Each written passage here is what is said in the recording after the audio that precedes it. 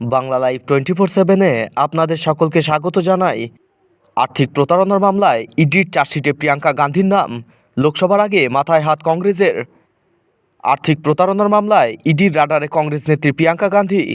প্রথমবার আর্থিক প্রতারণার মামলার চার্জশিটে প্রিয়াঙ্কার নাম উল্লেখ করল এনফোর্সমেন্ট ডিরেক্টরেট। প্রিয়াঙ্কার স্বামী রবার্ট ভাদ্রার নামও রয়েছে ইডির চার্জশিটে। যে মামলায় প্রিয়াঙ্কার বিরুদ্ধে চার্জশিট পেশ হয়েছে, ওই মামলায় নাম রয়েছে কুখ্যাত মিডলম্যান সঞ্জয় ভান্ডারী এবং প্রবাসী ব্যবসায়ী সিসি থাম্পিরও। কংগ্রেস নেত্রীর বিরুদ্ধে মূল অভিযোগ, দিল্লির এক রিয়েল এস্টেট সংস্থার মাধ্যমে তিনি হরিয়ানার বহু জমি বেআইনিভাবে কিনেছেন। শুধু তাই নয়, একাধিক প্রতারণার মামলায় অভিযুক্ত প্রবাসী ব্যবসায়ী সিসি থাম্পির সঙ্গেও নাকি গভীর সম্পর্ক রয়েছে প্রিয়াঙ্কা গান্ধী ও রবার্ট ভাদ্রার। সূত্রের খবর, ওই চার্জশিটে প্রিয়াঙ্কাকে অভিযুক্ত হিসেবেই দেখানো হয়েছে। রবার্ট ভাদ্রা ওই মামলায় অন্যতম অভিযুক্ত। রবার্টের নাম অবশ্য এই মামলায় আগেও জড়িয়েছে। রবার্টের ঘনিষ্ঠ দিল্লি ব্যবসায়ী মনোজ অরোরা এই আর্থিক প্রতারণার মামলার অন্যতম অভিযুক্ত। কুখ্যাত অস্ত্র ব্যবসায়ী সঞ্জয় ভান্ডারীর সঙ্গেও গান্ধী পরিবারের জামাতার ঘনিষ্ঠ সম্পর্ক রয়েছে বলেই অভিযোগ ইডির।